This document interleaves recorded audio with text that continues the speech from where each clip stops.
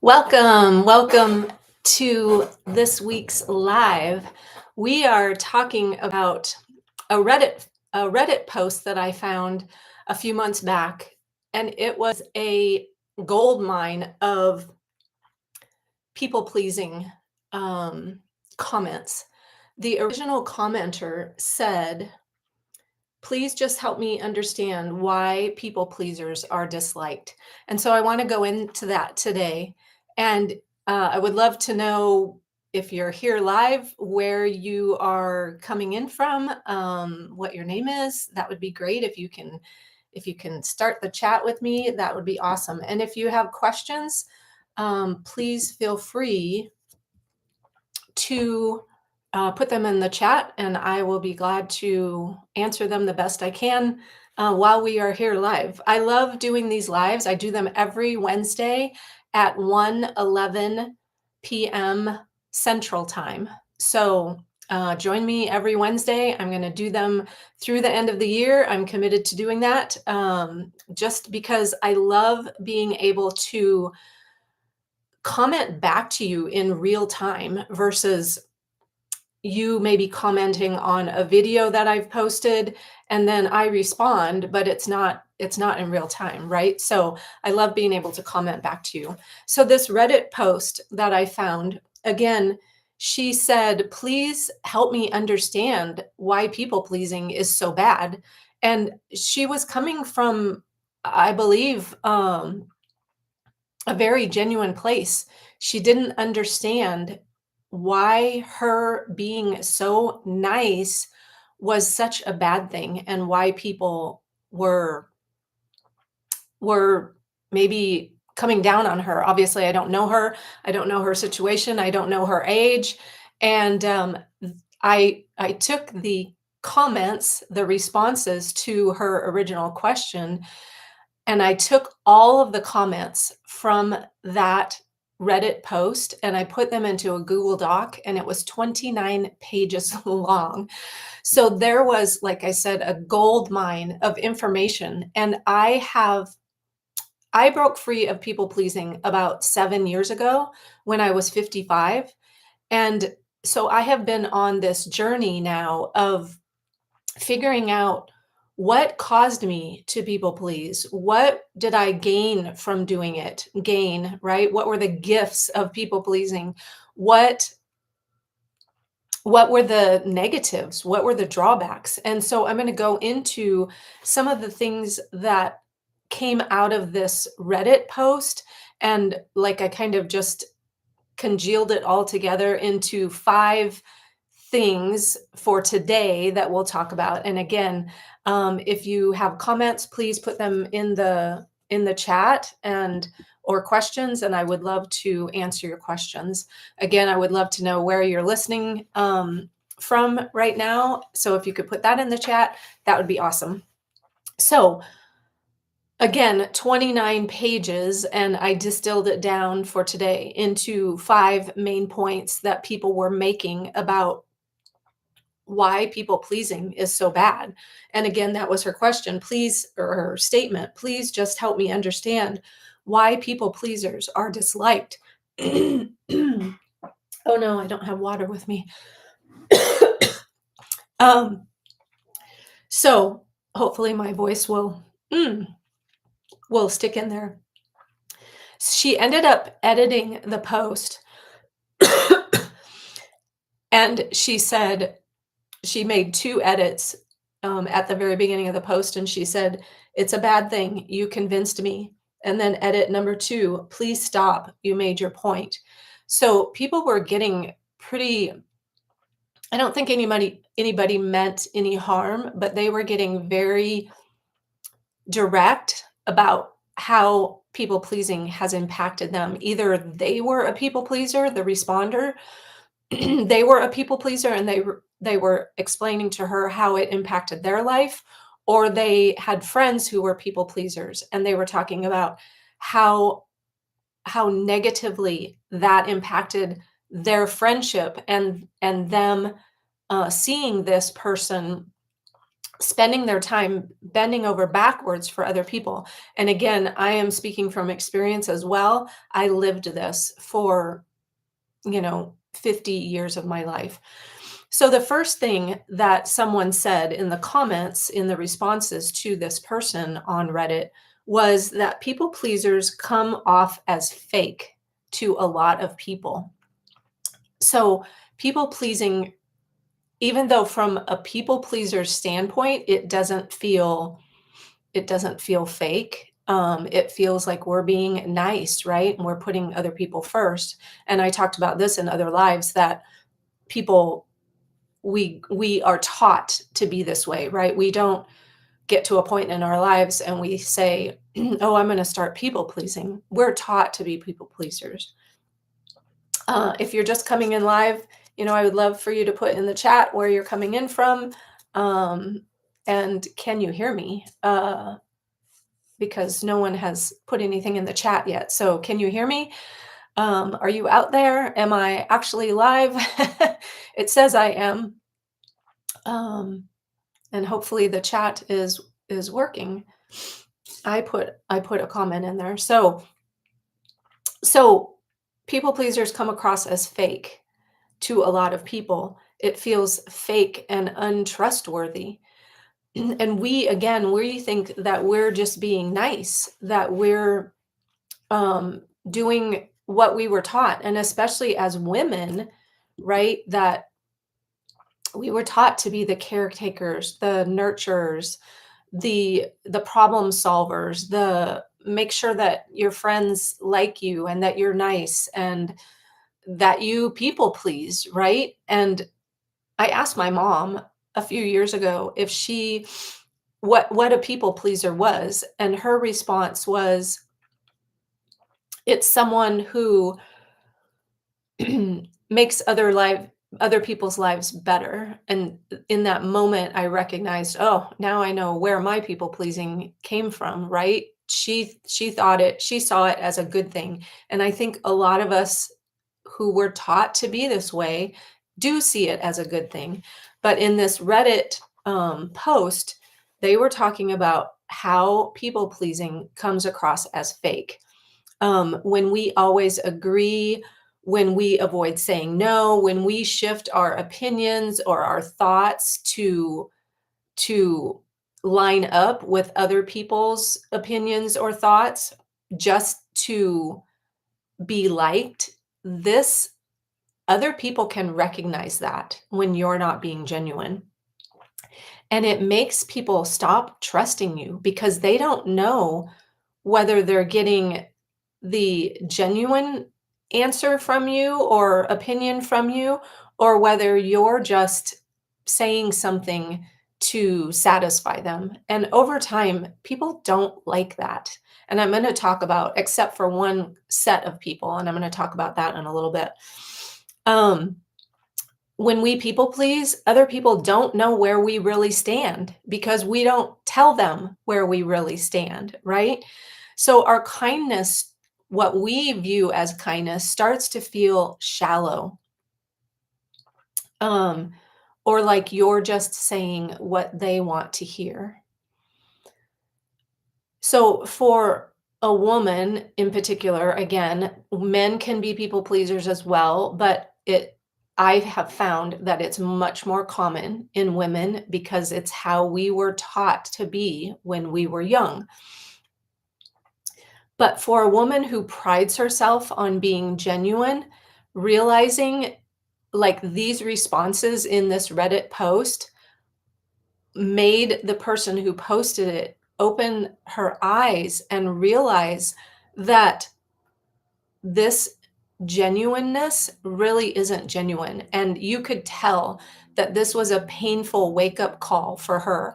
And I know when I realized that I was actually being a bit manipulative, when maybe not even a bit, a lot manipulative, when I realized what my people pleasing was all about, that it was all about making sure that I felt okay about myself. When I realized that, that was a huge like slap to the face because I thought I thought I was just being nice and making other people happy is what I thought was my job. But our job is not to keep other people happy, to keep them, um, it's not our responsibility to keep other people happy and content and to placate them in order for them to not feel uncomfortable about something. That's not our job. So, there's a saying, if someone can't trust your no for you to say no, then they can't trust your yes. So think about that. How often are you saying yes to people just to keep them happy, maybe to avoid conflict? But if people can't trust you to say no when you mean no, then they will start not trusting your yes as well. And that kind of hurts, right?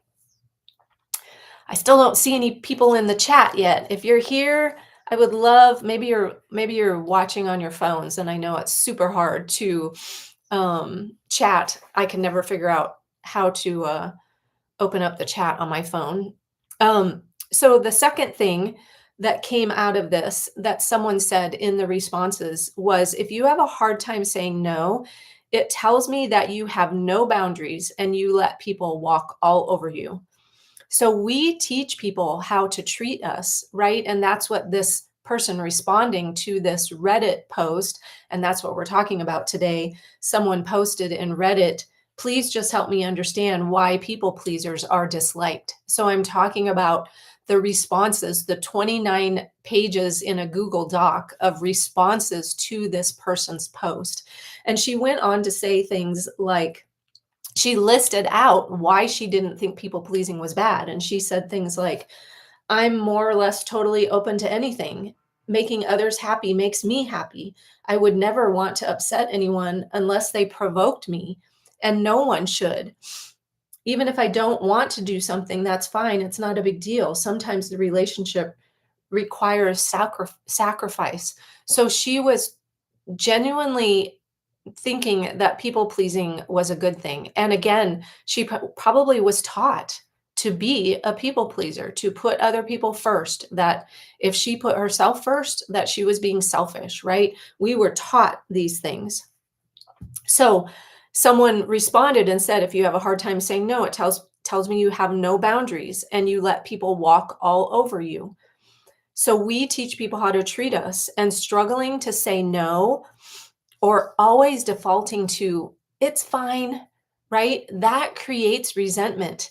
And it can create resentment in us, in ourselves, because we think, I'm being so nice to them. Why aren't they treating me the same way? But the worst part is when I realized it, I was actually creating resentment in the other person because I wasn't giving them the real me. When we say, "It's fine," that that disconnects us from other people. It leaves us it leaves the relationship less than whole. So, and what happens also is we start to build up resentment because again, we say, geez, why aren't they treating me nice back, right? I'm bending over backwards for them. Why are they not bending back over backwards for me? And what happens is we start to build resentment, we stuff it down, we think it's us, I'm being too sensitive, they didn't mean it, whatever. And then what happens is it's like a pressure cooker and it explodes. And usually those explosions are not pretty, right? They don't end up making the relationship closer. They typically make the relationship more disconnected. So also what we do when we don't speak up and we don't say no, we don't set boundaries, is that we make other people carry our emotions for us. We make them become we burden them basically with making us feel okay about ourselves instead of speaking up and sitting in the discomfort and letting them sit in the discomfort of our truth. But that truth is what will build the relationship stronger. It will deepen the relationship. The untruth and the saying, I'm fine when I'm not, disconnects relationships. There's no other way because you're not being your genuine self.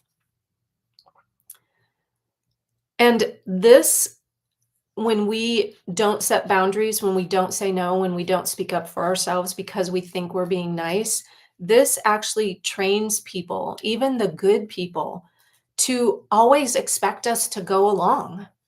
Like they just end up um inadvertently, the good people taking advantage of us because we're allowing them. Again, we teach people how to treat us.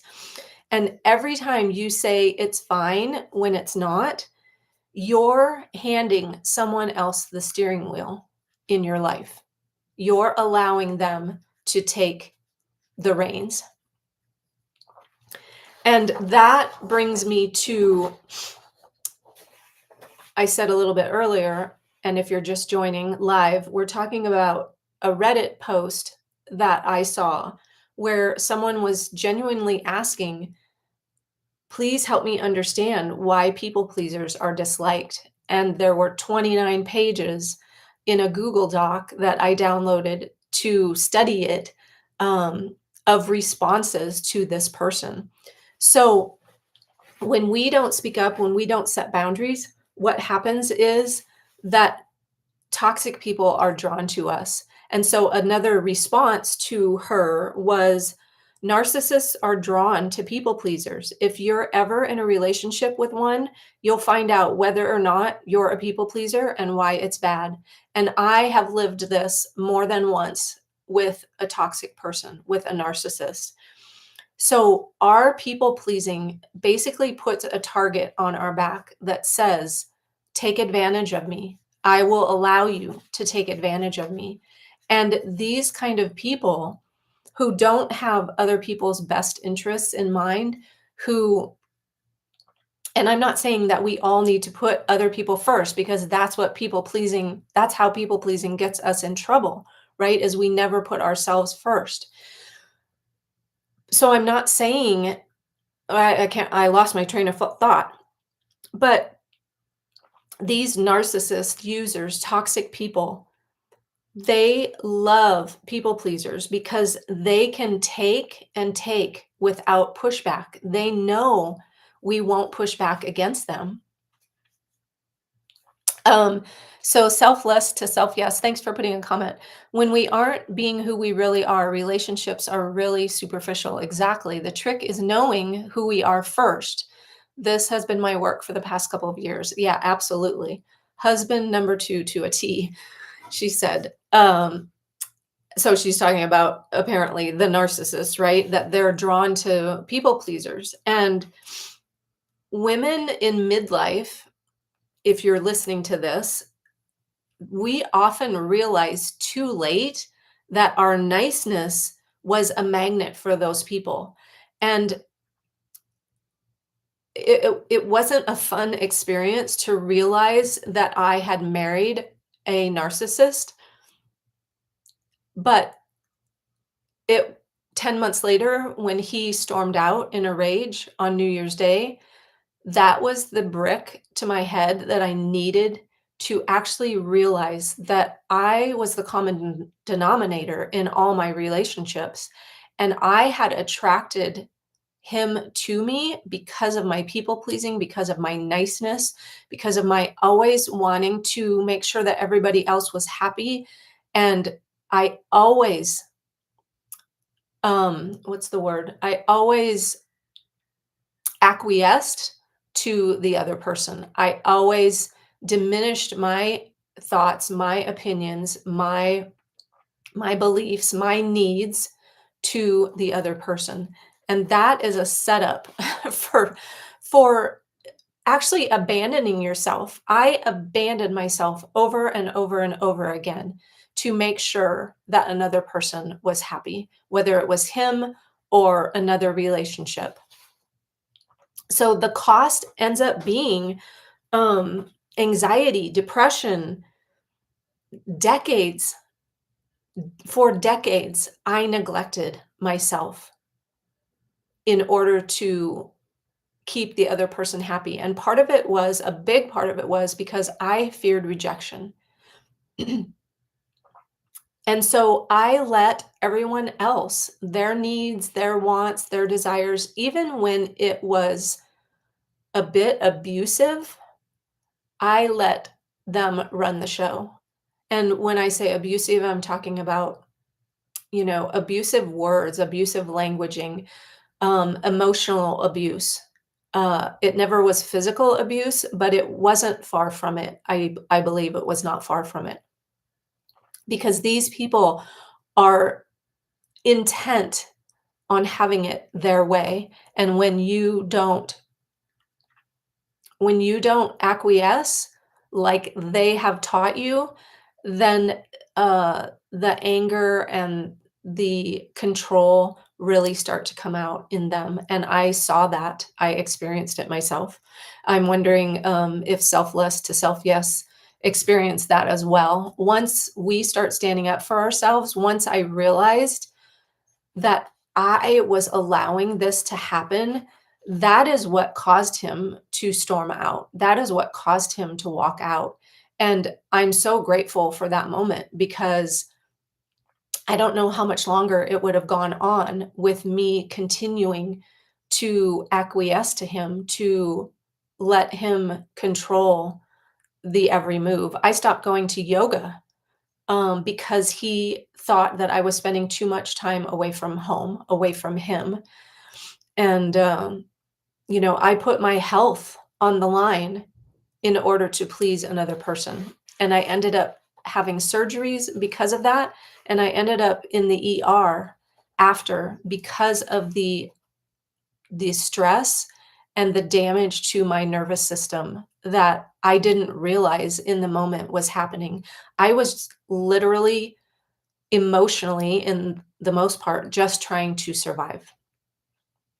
So, people pleasers can draw narcissists. And again, the person in the Reddit post that was responding said, narcissists are drawn to people pleasers. If you're ever in a relationship with one, you'll find out whether or not you're a people pleaser, because we let them control us. Again, this is, for the most part, not your fault. If you have people-pleasing behaviors, you most likely learned them when you were a child, and very possibly these behaviors are what you felt then. It wasn't conscious to feel this, but what helped you feel safe in your home environment, or in another environment. We people please with our families, with teachers, with friends, with pastors, we feel like everybody is the authority in our lives. And then we grow up thinking that everyone else knows better than us. And so we just end up continuing this cycle that's very unhealthy. The third thing that someone responded to this, selfless to self yes, said, I lived in so much fear. Oh my gosh. I was the one who actually left with my two children. It was hard to admit that I had some responsibility in the whole 7.5 year nightmare, but I did. Not blame, just truth. That's beautiful.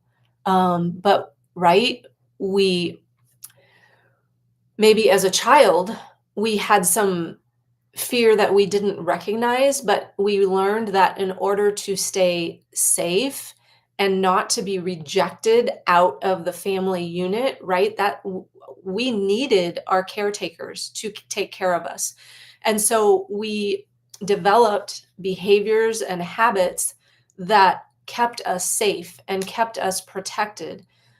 It shouldn't be it shouldn't be needed, right? But that's what happened. And I had two parents that were not abusive in any stretch of the imagination, But I learned that in order to feel loved, because they weren't overly demonstrative, they didn't express love openly, they weren't emotional about things, they didn't ask me about my emotions. And so as a little kid, we don't know how to discern. So I thought I wasn't loved. And in order to feel loved, I started people pleasing. And so it just became what I did, who I became in order to stay connected to this family unit in my own way that felt safe. Self trust is a muscle that must be worked. Absolutely, right? We don't, it's a skill that we develop to trust ourselves. We weren't, we were actually taught in a lot of ways to not trust ourselves. We were taught to not stand up, not speak out, right? Speak only when you're spoken to. Someone commented that in the chat a couple of lives ago, right? Speak only when you're spoken to.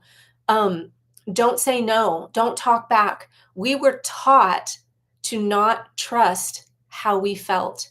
Stop crying or I'll give you something to cry about. Right? If I was hurt, I most likely was going to cry. But I learned to not trust that because I was told that it was wrong. Lori's Soul Circle said, "Hi, Heidi. First time dropping in. Love the topic. Thanks for being here. And in case you missed it, I don't know how long you've been here, but we're talking about a Reddit post that I found. And someone asked the question or the comment, please just help me understand why people pleasers are disliked." It was 29 pages when I put all the responses into a Google document. It was 29 pages of responses. And it was a gold mine of why people pleasers, like we think we're being nice, right? But people pleasers can actually be disliked. And I think, oh, this might bring tears. It gives me goosebumps. But I think the person that dislikes the people pleaser the most is ourselves, right? There's so much shame and blame there that we've taken on, that we think we needed to take on, that we we we basically are defeating ourselves, and we are trying so hard to be liked and to not be rejected that we end up not respecting ourselves. We end up putting ourselves last. We don't accept ourselves. And we are the ones really that are at war with ourselves. And we end up just trying harder to please the external instead of looking at who really am I and what is it that I'm doing that I so dislike about myself? Why do I need that validation from outside of me?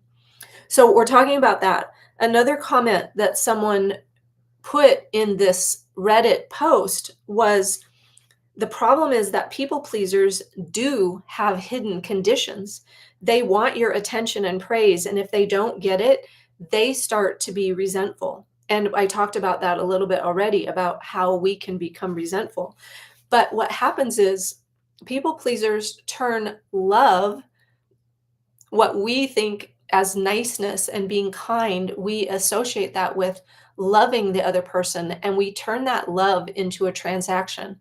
And I talked about this just a little bit ago, about how we give, and whether you want to call it love or what you want to call it, but we give and give and give, right, to the other person in order to be okay with ourselves, to feel okay, to feel comfortable, right? We give and give and give. So if you want to call that love, but that is not unconditional love, right? It is transactional love. We are giving, expecting something in return. And that is not a good thing. And that's what this response to this Reddit post was about. She was saying, people pleasers are disliked because they have hidden conditions. So we overgive to feel secure, But underneath, we're craving attention, praise, love, validation from the other person. And then when we don't get it from them, we feel resentful because how could they treat me this way when I'm being so nice and kind to them? Lee Lavathi, KP said, if people pleasing is wrong, then how do we interact with others without trying to please them? That's a great question. So, people pleasing is, in a nutshell, putting someone else's needs, opinions, thoughts, desires, wants ahead of your own, and diminishing yourself to the point of where you are thinking that they are the superior. Um, Dr. John De talks about whenever we put someone else on a pedestal, we are diminishing ourselves, and vice versa. When we put ourselves on a pedestal, we are diminishing them. And that can never result in a deep, meaningful relationship because we're either admiring the other person that's on the pedestal that we have put on the pedestal, or we are looking down on the other person that when we put ourselves on a pedestal. We are all equals. We are all one, right? So we aren't put here to please other people. We are put here to serve other people. And there is a huge difference. When we are trying to please them, to make them happy, to avoid conflict, to avoid rejection, that can never create a whole relationship with them or with yourself because you're always looking outside of you for their validation if you're pleasing them. So, the this person asked, if people pleasing is wrong, then how can we interact with others without trying to please them? So I think there's maybe a fine line between, or some nuance to your question, right? Again, pleasing and serving. How, if you could put more in the chat, I would love to know more. Like, in what ways do you see that you're trying to please them? A client of mine said one time that she learned probably in Sunday school when she was young, because she didn't learn it as an adult, that there's a hierarchy of God, others, self. So she was taught that she was always the low man on the totem pole, right? That she always had to put another person or God before herself. And I'm not suggesting that we don't put whatever we call God, our higher power, whatever that is to us. I'm not suggesting that that is not the case, right? That we don't look to a higher power for strength and for source, but the others is what I have a problem with. God, others, self. So that means I'm always diminishing myself for the other person, because when is there a situation in your life when there isn't another person maybe that's needing something from you or wanting something? We all, maybe what I should say is, we all are in relationship with other people, whether that's our boss, friends, coworkers, parents, children, right? We have relations with other people. If we're constantly trying to please the other person, how do we ever fill our own cup, right? We cannot give. You've probably heard the saying, we can't give, we can't pour from an empty cup. And when we're always trying to please the other person, whoever that person is, we're constantly, eventually, we're going to deplete our cup, right? And then we have nothing left to give. And that's how I ended up in the ER. I was continually pouring and trying to eke out something from an empty cup, and it caused me to end up in the ER. So, I guess I would ask you, what what do you consider pleasing, and what is causing you to please them? Is it to not be rejected? Is it to be liked? Um, is it to avoid conflict, right? Again, we can we're here, I believe, to serve other people, to help other people grow and evolve while at the same time we grow and evolve. But if I'm constantly looking at pleasing the other person, then I'm always putting the focus outside of me. I'm never focusing on myself. And I have to be accepting and respectful and loving and whole with myself before I can give from a genuine place and not a place of conditions to the other person. Um, so the fifth point that I want to make from this Reddit post about the person asking, please just help me understand why people pleasers are disliked. The fifth reason, and maybe the person that asked that question about if people pleasing is wrong, if you just joined, maybe you can go back and watch the replay, which I'll post, and you'll hear the other 4 points or 3 points that I made about this Reddit post and kind of what I deciphered from it about what people were responding about, why people pleasers are disliked. So the fifth reason, um, this person that posted this said in the comments, "You say you have," so she said, "I have a strong sense of self." And the person responding said, "You say you have a strong sense of self, but people who go along with anything or do anything are the opposite of that in practice." So this original poster said, "I have a strong sense of self. I'm good with who I am." But this person from the outside was saying, I've experienced that, and that is not true. People pleasers do not, and I've experienced it myself. When I was in the throes of my people pleasing, I did not have a strong sense of who I was. I looked outside of myself for validation, for my worth, for my value. I got fired from my job of 7 years that I thought I would retire from. And probably the next day, I realized how much I had been outsourcing my value, my worth to the people that I worked for. They sang my praises. I was the longest term employee there. I th- they gave me accolades. Like they literally sang my praises almost daily. And I realized that I was depending on them for my value, to feel worthy, to feel good about myself. That is people pleasing.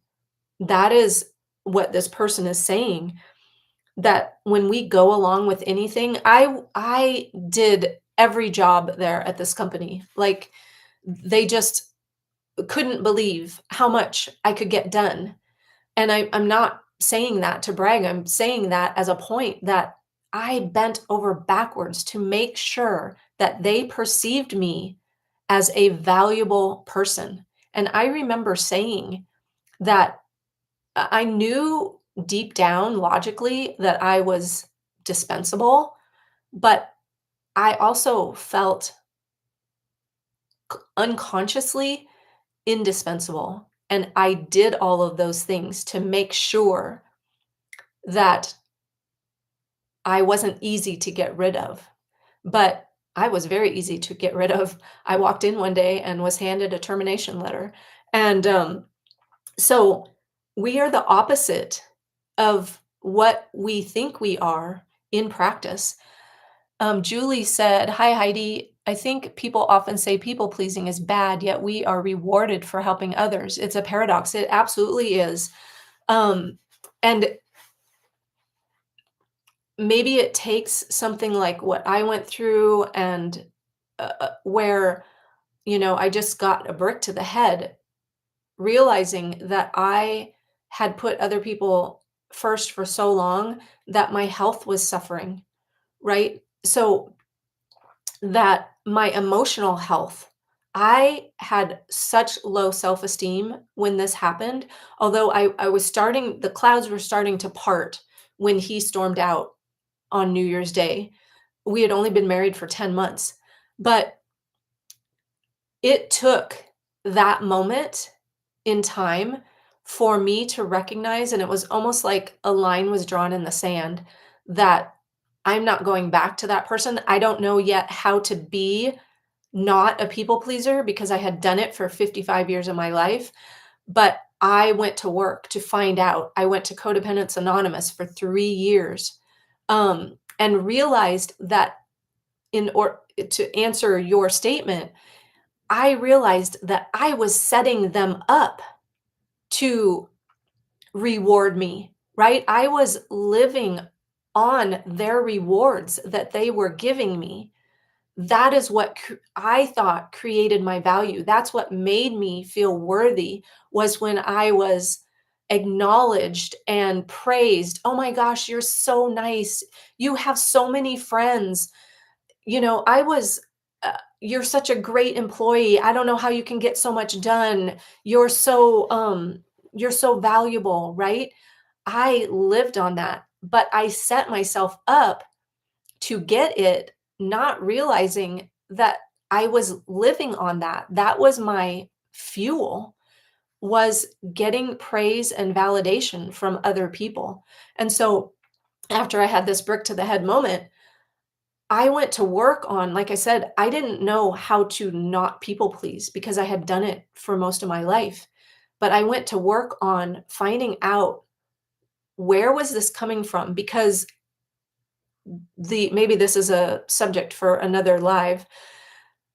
The ultimate thing about people pleasing, we try to change our behaviors, right? Our behaviors, oh, this just gave me chills. Our behaviors will not change until we change the beliefs about ourselves.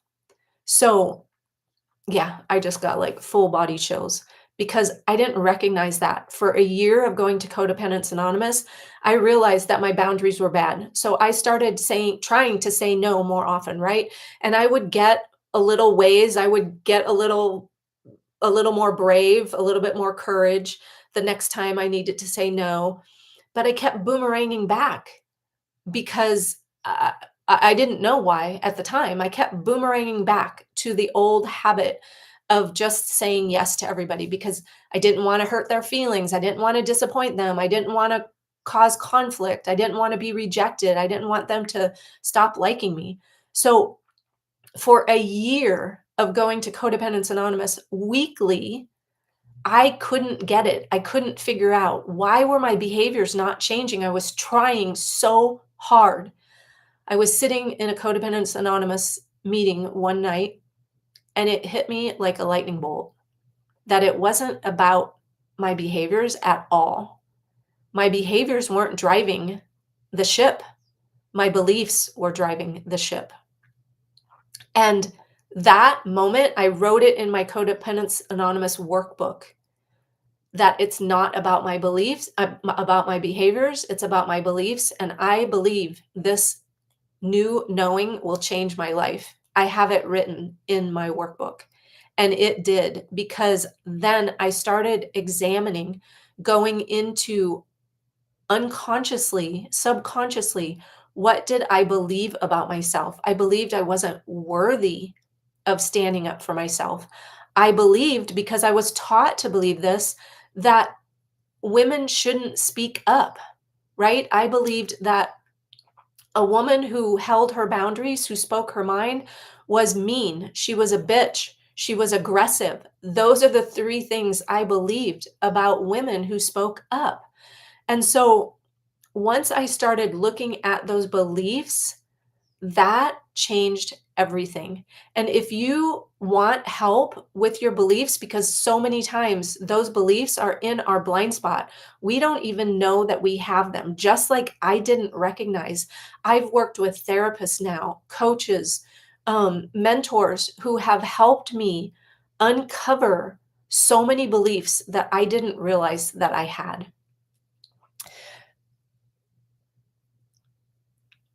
So, Selfless to Self Yes said, "We are so conditioned to seek outside validation to prove our worth. It takes work to get out of this. And I'm so happy you have done the work and can now share this with the world. Thank you so much." Um, and Julie responded to Selfless to Self Yes said, "I agree about self trust. It's challenging to learn sometimes. Sorry about all of this, Heidi." Um, yeah, I'm, again, I'm not sorry if you're just joining. The brick to the head that I got when my toxic husband stormed out on New Year's Day was the best brick I could have ever asked for. Because without that, which happened about 8 years ago, I believe I very well could still be in my people pleasing habits, in those, sitting in those beliefs that I didn't know were there. So, again, if you need help uncovering those beliefs, because it's just like a car driving in your blind spot. If you don't know it's there, you might turn into it, right? And cause a huge collision. That's what happened in my life. I turned into that, I lived into that blind spot. I didn't even know it was there. And so once I uncovered that, and it's not just one blind spot, right? I have uncovered so many beliefs about myself. And that's what I do in my coaching practice is I help women in particular uncover the beliefs that are hidden in the blind spot, and we uncover them one by one so that you stop living under that rubble of of beliefs, of behaviors that you've covered yourself up in, that you've diminished yourself with.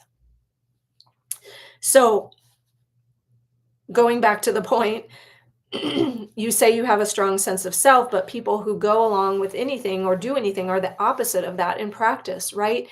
This this behavior of mine destroyed my identity. I thought that I was just a people pleaser and that it was just who I was. Um, and it destroyed my joy. I was not having fun in my life, always trying to keep someone else happy, trying to avoid conflict, trying to um, be liked and not rejected, right? That is not a fun place to live. It's exhausting, it's diminishing, it causes disease, it causes depression, anxiety. Living from a place of diminished power, diminished source, allowing another person to be your source of worth and value is very defeating. It was devastating in my life. So, always bending and morphing makes us lose touch with who we are, what we actually like, what we believe, what we want, what we desire. It makes us put our dreams on the back burner and start living for other people, living their lives. So if you're in that place in your life, like reach out to me. I have my calendar link down in the description of this video. Let's set up a free consultation to talk about how I possibly could help you or what resources I think would be best for you to start with. And let's start breaking through those patterns if this is you and the way that you're living your life, putting other people first. Like I said, always putting that other person on a pedestal and thinking that they know better for you in your life. And I get that. I thought that everybody knew better than me. And so I just let them decide. But what that kept me from doing is figuring out, what do I really like? Who really am I? And life is so different on the other side of that fence. So if you need help with that, I would love to help you. I'm going on almost 50 minutes now, so I am going to sign off. If you every week I do a live at 1:11 Central Time, so I would love to see you back next week here. And thank you for joining. Thank you for commenting. Thank you for chatting with me. Thank you for supporting me. And I look forward to seeing you next week.